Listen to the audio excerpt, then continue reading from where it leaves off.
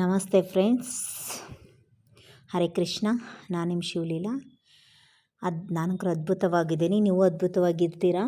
So ಮೊನ್ನೆ ನಾವು ಏನು ತಿಳ್ಕೊಂಡೇವಪ್ಪ ಅಂದರೆ ಕಾಮ ಕ್ರೋಧದ ಬಗ್ಗೆ ತಿಳ್ಕೊಂಡ್ವಿ. ಸೊ ಇವತ್ತೊಂದು ಸ್ವಲ್ಪ ಲೋಭದ ಬಗ್ಗೆ ತಿಳ್ಕೊಳ್ಳೋಣ. ಸೊ ಲೋಭ ಯಾಕೆ ಬರುತ್ತೆ, ಅದನ್ನು ನಾವು ಹೆಂಗೆ ನಿಭಾಯಿಸ್ಬೇಕು, ಲೋಭ ಅಂದರೆ ಏನು ಅಂತ ತಿಳ್ಕೊಳ್ಳೋಣ. ನೋಡಿ, ಇವಾಗ ನಮಗೆ ಯಾವಾಗ ಒಂದು ವಿಷಯದ ಬಗ್ಗೆ ಬಯಕೆ ಉಂಟಾಗ್ತೈತೋ ಅದು ನೆರವೇರದೇ ಇದ್ದರೆ ಕ್ರೋಧ ಉಂಟಾಗ್ತೈತಿ, ಅದು ನೆರವೇರಿದರೆ ಲೋಭವಾಗಿ ಮಾರ್ಪಾಡಾಗ್ತೈತಿ. ಹೆಂಗಪ್ಪ ಅಂತಂದರೆ, ಒಬ್ಬ ವ್ಯಕ್ತಿ ಎಷ್ಟು ಕಷ್ಟಪಟ್ಟಾದರೂ ಒಂದು 10 ಲಕ್ಷ ಹಣ ಸಂಪಾದನೆ ಮಾಡೋಕ್ಕೆ ಪ್ರಯತ್ನ ಮಾಡ್ತಾನೆ. ಅದು ಸಂಪಾದನೆ ಮಾಡೋಕ್ಕೆ ಪ್ರಯತ್ನ ಮಾಡಿದಾಗ ಅದು ಸಂಪಾದನೆ ಆಗಲಿಲ್ಲಪ್ಪ ಅವನ ಕೈಲಿ ಮಾಡೋಕ್ಕಂದರೆ ಕ್ರೋಧದಿಂದ ತಳಮಳಗೊಳ್ತಾನೆ. ಸಂಪಾದನೆ ಮಾಡಿದ ಅನ್ಕೋರಿ, ಆ 10 ಲಕ್ಷ ಹಣವನ್ನು ಜೋಪಾನಾಗಿ ಇಟ್ಕೋಬೇಕು ಅಂತಂದು ಯಾರಿಗೂ ಒಂದು ನಯ ಪೈಸೆ ಕೊಡಲಾರ್ದೇ ಖರ್ಚು ಮಾಡ್ದೇ ಲೋಭಿಯಾಗಿ ಬದಲಾಗ್ತಾನೆ. ಬಹಳ ಜನ ಮಂದಿ ಹೆಂಗೆ ಎಷ್ಟು ಅವ್ರ ದೌರ್ಭಾಗ್ಯ ಇರ್ತೈತೆ, ದೌರ್ಭಾಗ್ಯ ಅನುಭವಿಸ್ತಿರ್ತಾರಂದರೆ ಅವ್ರು ಬೇಕಾದಷ್ಟು ಆಸ್ತಿ ಇದ್ದರೂ ಅದನ್ನು ಅನುಭವಿಸುವ ಧೈರ್ಯವೇ ಇರುವುದಿಲ್ಲ. ಅಂಥವರು ಆಸ್ತಿ ಕೇವಲ ಹೇಳ್ಕೊಳ್ಳೋದಕ್ಕೆ ಮಾಡ್ತಾರೆ ಅಷ್ಟು ಅವ್ರ ಆಸ್ತಿ ಉಪಯೋಗಕ್ಕೆ ಬಾರದು. ಇವಾಗ ಪತ್ರಿಜಿಯವ್ರಿಗೊಂದು ಅನುಭವ ಆಗಿತ್ತಂತೆ. ಹೆಂಗಪ್ಪ ಅಂತಂದರೆ, ಪತ್ರಿಜಿಯವ್ರು ಒಂದು ಸಲ ವಿಶಾಲಪಟ್ಟಣ ಮುತ್ತಾಲಮ್ಮನ ಬೀಚ್ ಇರ್ತೈತಿ, ಅಲ್ಲೇ ಪೌರ್ಣಮಿ ಧ್ಯಾನ ಮಾಡೋಕ್ಕಂತ ಹೋಗಿರ್ತಾರೆ. ಅಲ್ಲೇ ರಾತ್ರಿ ಎಲ್ಲ ಪೌರ್ಣಮಿ ಧ್ಯಾನ ಬೆಳೆದಂಗಲ್ಲಿ ಹಾಯಾಗಿ ಧ್ಯಾನ ಮಾಡಿ ಮುಗಿಸ್ತಾರೆ. ರಾತ್ರಿಲೇ ಬೆಂಕಿ ಹಾಕಿ ಚಳಿ ಎಲ್ಲ ಕಾಯಿಸ್ಕೊತಾರೆ. ಬಹಳ ಅದ್ಭುತವಾಗಿ ಪೌರ್ಣಿಮೆ ಧ್ಯಾನ ನಡೆದು ಬರ್ತೈತಿ.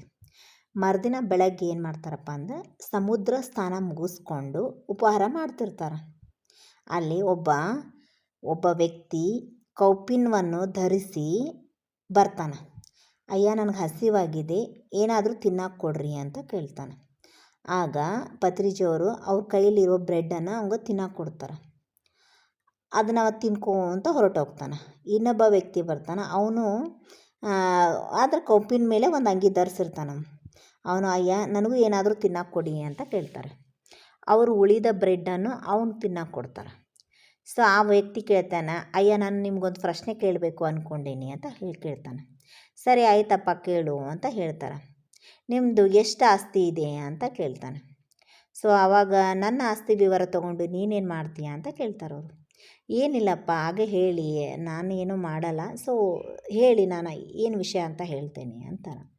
ಸೊ ಆಗ ನನಗೊಂದು ಸ್ವಂತ ಮನೆ ಇದೆ, ಒಂದು ಸ್ವಂತ ಕಾರ್ ಗಾಡಿ ಇದೆ ಅಂತ ಹೇಳ್ತಾರೆ.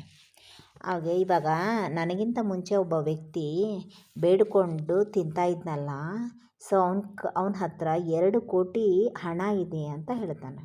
ಆವಾಗ ಪತ್ರಿಜಿಯವ್ರಿಗೆ ಎದೆ ಜಲ್ಲ ಅನ್ನಿಸ್ಬಿಡುತ್ತೆ.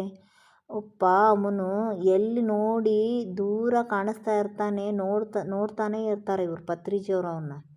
ಸೊ ಮತ್ತು ಯಪ್ಪ ಇಂಥ ವ್ಯಕ್ತಿಗಳು ಇರ್ತಾರಾ ಅಂತ ಅನಿಸುತ್ತೆ ಅವನಿಗೆ. ಸೊ ಆವಾಗ ಇನ್ನೊಬ್ಬ 2ನೇ ವ್ಯಕ್ತಿ ಇರ್ತಾನಲ್ಲ, ಅವನು ಹೇಳ್ತಾನೆ, ನೋಡಿ ಅಲ್ಲೊಂದು ದೂರ ಒಂದು ಮನೆ ಕಾಣಿಸ್ತಾ ಇದೆ ಅಲ್ವಾ, ಸೊ ಅಲ್ಲಿ ಒಂದು 4 ಎಕರೆ ಹೊಲ ಇದೆ, ಸೊ ಒಂದೊಂದು ಸ್ವಂತ ಮನೆ ಇದೆ, ಅಷ್ಟಿದ್ದರೂ ಅವನು ಹೀಗೆ ಬೇಡ್ಕೊಂಡು ತಿಂತಾ ಇರ್ತಾನೆ ಅಂತ ಹೇಳ್ತಾರೆ. ಆ ಮಾತನ್ನು ಕೇಳಿ ಅವ್ರಿಗೆ ಪತ್ರಿಜಿಯವ್ರಿಗೆ ಆಶ್ಚರ್ಯ ಆಗ್ಬಿಡ್ತೈತಿ. ಸೊ ಅವನಿಗೆ ಧನಯೋಗ ಇದೆ ಹೊರತು ಧನಭೋಗವಿಲ್ಲ. ಅಂದರೆ ಅದು ಅವನ ಲೋಭದಿಂದ ಅವನು ಸಂಪಾದಿಸಿದ್ದೆಲ್ಲ ಎಲ್ಲಿ ಕಡಿಮೆ ಆಗ್ತೈತಿ ಅಂದ್ಕೊಂಡು ಹೊಟ್ಟೆ ಬಟ್ಟೆ ಕಟ್ಟಿ ಕೂಡಿರ್ತಾ ಇರ್ತಾನೆ. ಹಾಗೆ ಕೂಡಿಟ್ಟು ಒಂದಲ್ಲ ಒಂದನ ಸಾವನ್ನಪ್ತಾರೆ. ನಂತರ ಆತ್ಮವಾಗಿ ಬೇರ್ಪಟ್ಟು ತನ್ನ ಸಂಪತ್ತಿನ ಸುತ್ತ ತಿರುಗ್ತಾ ಇರ್ತಾರೆ.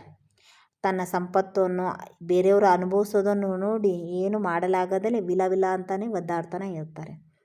ಈ ಲೋಭ ಮನುಷ್ಯನನ್ನು ಹಿಂಸಿಸುವುದಲ್ಲದೆ ಮನುಷ್ಯನನ್ನು ಕೂಡ ನೀಚ ಸ್ಥಿತಿಗೆ ಕರ್ಕೊಂಡು ಹೋಗ್ತದೆ. ಅಷ್ಟಲ್ಲದೆ ಲೋಭದಿಂದ ಬೇರೆಯವರು ಮತ್ತೊಂದು ದೊಡ್ಡ ಪ್ರಮಾದವೇನೆಂದರೆ, ಮರಣದ ನಂತರ ಮನುಷ್ಯ ಭೂಮಿಗೆ ನಿರ್ಬಂಧಿತವಾದ ಆತ್ಮ ಆಗಿರ್ತಾನೆ. ಸೊ ಅಂದರೆ ಅಂಥವರು ಸತ್ತ ನಂತರವೂ ನನ್ನ ಸಂಪತ್ತು ಎಂದು ಬಹಳ ವರ್ಷಗಳ ಕಾಲ ಪ್ರೇತಾತ್ಮವಾಗಿ ತಿರುಗ್ತಾ ಇರ್ತಾರೆ ಭೂಲೋಕದಲ್ಲಿ. ಅದಕ್ಕೆ ಲೋಭ ನಮ್ಮಲ್ಲಿ ಖಂಡಿತವಾಗ್ಲೂ ಇರಬಾರ್ದು. ಈಗ ನಾವು ಹಣವನ್ನು ಹೆಂಗೆ ಖರ್ಚು ಮಾಡಬೇಕಪ್ಪ ಅಂತಂದರೆ, ಇವಾಗ ನಾವು ದಿನಕ್ಕೆ ಒಂದು 100 ರೂಪಾಯಿ ದುಡಿತಿರ್ತೀವಿ ಅನ್ಕೋರಿ, ಅದರಲ್ಲಿ ಅರ್ಧ ಭಾಗವನ್ನು ಖರ್ಚು ಮಾಡಬೇಕು. ಆಯಿತಾ. ಆಮೇಲೆ ಪ್ರಶಾಂತವಾಗಿ ಬದುಕುತ್ತಾ ಜೀವನವನ್ನು ಆನಂದಗೊಳಿಸ್ಕೋಬೇಕು. ಇನ್ನು ಉಳಿದ ಅರ್ಧ ಭಾಗದಲ್ಲಿ ಕಾಲು ಭಾಗವನ್ನು ಧರ್ಮ ಕಾರ್ಯಕ್ಕೆ ಉಪಯೋಗಿಸ್ಬೇಕು. ಇನ್ನು ಉಳಿದ ಕಾಲು ಭಾಗದಲ್ಲಿ ಭವಿಷ್ಯತ್ತಿನಲ್ಲಿ ಬರುವ ಅವಶ್ಯಕತೆಗಳಿಗೆ ಕೂಡಿಡಬೇಕು. ಅಷ್ಟೇ ಹೊರತು ಸಂಪಾದಿಸಿದ ಪ್ರತಿ ರೂಪಾಯಿಯನ್ನು ಕೂಡಿರೋಕೆ ಹೋಗಬಾರ್ದು. ಹೆಂಗಪ್ಪ ಅಂತಂದರೆ, ಇವಾಗ ಪ್ರತಿ ರೂಪಾಯಿಗಳನ್ನು ಖರ್ಚು ಮಾಡಿದರೂ, ಪ್ರತಿ ರೂಪಾಯಿನೂ ಕೂಡಿಟ್ರೂ ಲೋಭವೇನ ಆಗ್ತೈತಿ. ಪ್ರತಿ ರೂಪಾಯಿ ಖರ್ಚು ಮಾಡಿದರೆ ದುಂದುವೆಚ್ಚ ಆಕತಿ, ಪ್ರತಿ ರೂಪಾಯಿನೂ ಕೂಡಿಟ್ರೆ ಲೋಭ ಆಗ್ತೈತಿ. ಸೊ ಹಾಗಾಗಿ ಇತ್ತಾಗ ಲೋಭಿಗಳನ್ನು ಆಗಬಾರ್ದು, ಇತ್ತಾಗ ದುಂದುವೆಚ್ಚನೂ ಮಾಡಬಾರ್ದು. ಕೆಲವು ಜನ ನೋಡಿದ್ರಲ್ಲ, ಹೆಂಗಪ್ಪ ವ್ಯಾಪಾರಸ್ಥರು ಹೆಂಗಿರ್ತಾರಪ್ಪ ಅಂದ್ರೆ ಸಿಕ್ಕಾಪಟ್ಟೆ ಮಾಲ್ ಹಾಕಿಸ್ತಾರೆ. ಸೊ ತಮ್ಮ ವ್ಯಾಪಾರಕ್ಕೋಸ್ಕರ. ಸೊ ಆಮೇಲೆ ಏನಪ್ಪ ಅಂದರೆ ಡಿಸ್ಕೌಂಟು ಅದು ಇದು ಅಂದ್ಕೊಂಡು ಆನ್ಲೈನ್ ಶಾಪಿಂಗ್ ಹಾಗೆ ಹೀಗೆ ಅಂದ್ಕೊಂಡು ಅದನ್ನೆಲ್ಲ ಕಡಿಮೆ ರೇಟಿಗೆ ಕೊಡ್ತಾರೆ, ಹಂಗೆ ಹಿಂಗೆ ಅಂತ ಗಾಳ ಹಾಕಿಬಿಟ್ಟು ಸೊ ಮಾಡ್ತಾರೆ. ಅದನ್ನೆಲ್ಲ ಜನಗಳು ಏನು ಮಾಡ್ತಾರೋ, ಇವು ಆನ್ಲೈನ್ ಶಾಪಿಂಗ್ ಹಾಗೆ ಹಿಂಗೆ ಅಂದ್ಕೊಂಡು ತೊಗೊಂಡ್ಬಿಟ್ಟು ಸಾಲ ಸೂಲ ಮಾಡಿಕೊಂಡು ತಮ್ಮ ಆರ್ಥಿಕ ಪರಿಸ್ಥಿತಿಯನ್ನು ಸಿಲ್ಕೊಂಡು ಬಿಡ್ತಾರೆ. ಸೊ ಆದ್ದರಿಂದ ನಾವೇನನ್ನು ಕೊಳ್ಳಬೇಕಾದ್ರೆ ಭಾವೋದ್ವೇಗದಿಂದ ಅಂದರೆ ಎಮೋಷ್ನಲ್ ಆಗಿ ಕೊಳ್ಳಕೋಬಾರ್ದು. ಅಗತ್ಯವಿದ್ದರೆ ಸ್ಥಿತಪ್ರಜ್ಞೆಯಿಂದ ಕೊಂಡ್ಕೋಬೇಕು. ಆಗ ಮಾಡಬೇಕಂದ್ರೆ ನಾವು ಯಾವ ವಸ್ತುವನ್ನಾದರೂ ನೀವು ಕೊಳ್ಳಬೇಕಾದ್ರೆ 3 ಸಲ ಮುಂದೂಡಬೇಕು. ಆಗಲೂ ನಮಗೆ ಕೊಳ್ಳಬೇಕನ್ನಿಸಿದರೆ ಅದು ನಮಗೆ ಅಗತ್ಯ ಇರುವ ವಸ್ತು ಆದರೆ ಅದರ ಮೇಲೆ ಖರ್ಚು ಮಾಡಬೇಕು. ಇಲ್ಲ ಅಂದರೆ ಸುಮ್ಮಿದ್ಬಿಡಬೇಕು. ಯಾವುದು ಅಗತ್ಯ ಇಲ್ಲ ಎನ್ನುವ ವಿಷಯ ನಮ್ಗೆ ಯಾವಾಗ ತಿಳಿತೈತಪ್ಪ ಅಂತಂದ್ರೆ ಅದನ್ನು ಮುಂದೂಡ್ಬೇಕು ನಾವು. ಇವಾಗ ಏನಾದರೂ ಒಂದು ನಮ್ಗೆ ವಸ್ತುಗಳು ಕೊಂಡ್ಕೋಬೇಕಂದ್ರೆ ಆಯಿತು ಸರಿ ನಾಳೆ ತೊಗೊಳೋಣ ಅಂತ ಮುಂದಿಡಿದ್ರೆ ಸೊ ಆಮೇಲೆ ಒಂದು 2-3 ದಿನದಾಗ ನಮ್ಗೆ ಗೊತ್ತಾಗ್ಬಿಡುತ್ತೆ. ಸೊ ಅದರ ಅವಶ್ಯಕತೆ ಇಲ್ಲ ಅಂತ. ಇಲ್ಲಾಂದರೆ ಅವಾಗ ಏನಾದರೂ ಒಂದು ನಮ್ಗೆ ಸಮಸ್ಯೆಗೆ ಪರಿಹಾರ ಆದರೂ ಸಿಗುತ್ತೆ. ಸೊ ಆಮೇಲೆ ಬಿಟ್ಬಿಡಬೇಕು. ನಾವು ಮನಸ್ಸಿಗೆ ಅನಿಸಿದ ತಕ್ಷಣ ಕೊಂಡ್ಕೊಂಡ್ಬಿಡಬಾರ್ದು. ಸೊ ಆವಾಗ ನಮ್ಗೆ ಖರ್ಚುಗಳೂ ಕಡಿಮೆ ಆಗುತ್ತೆ, ನಮ್ಗೆ ಅದರಿಂದ ಒಳ್ಳೆಯದಾಗುತ್ತೆ. ಹಣವನ್ನು ಖರ್ಚು ಮಾಡೋದ್ರಲ್ಲೂ ಕೂಡಿಡೋದ್ರಲ್ಲಿ ನಾವು ಮಧ್ಯಮ ಮಾರ್ಗವನ್ನು ಅನುಭವಿಸ್ಬೇಕು. ನಮ್ಮ ಲೋಭ ಮಧ್ಯಮವಾಗಿರಬೇಕು. ಬುದ್ಧ ಭಗವಾನರು ಹೇಳ್ತಾರೆ, ನಾವು ಯಾವಾಗಲೂ ಮಧ್ಯಮ ಮಾರ್ಗ ನಮಗೆ ಬಹಳ ಒಳ್ಳೆಯ ಮಾರ್ಗ ಅಂತಲೇ ಹೇಳ್ತಾರೆ. ನಮ್ಮ ಸುತ್ತಲಿರುವ ಜನರು ಪರಿಶೀಲಿಸಿದರೆ ಅರ್ಥ ಆಗುತ್ತೆ ನೋಡಿ. ಈ ಲೋಭವನ್ನು ನಾವು ನಮ್ಮೊಳಗಿಂದ ಓಡಿಸ್ಬೇಕು ಅಲ್ವಾ. ನೋಡಿರಿ, ಬಹಳ ಜನರಿಗೆ ಕೋಟ್ಯಾಂತಗಟ್ಟಲೆ ಆಸ್ತಿ ಇರ್ತೈತಿ, ಆದರೆ ಸರಿಯಾದ ಬಟ್ಟೆ ತೊಡೋದಿಲ್ಲ, ಸರಿಯಾಗಿರುವ ಚಪ್ಪಲಿಗಳನ್ನು ಹಾಕ್ಕೊಳೋದಿಲ್ಲ, ಇಕ್ಕಟ್ಟಾಗಿರೋ ಮನೇಲಿ ಇರ್ತಾರೆ, ಕಾಲ ನುಗ್ತಾ ಇರ್ತಾರೆ. ಯಾಕಪ್ಪ ಭಗವಂತ ಈ ಜೀವನ ಅನ್ಕೊತಾ ಇರ್ತಾರೆ.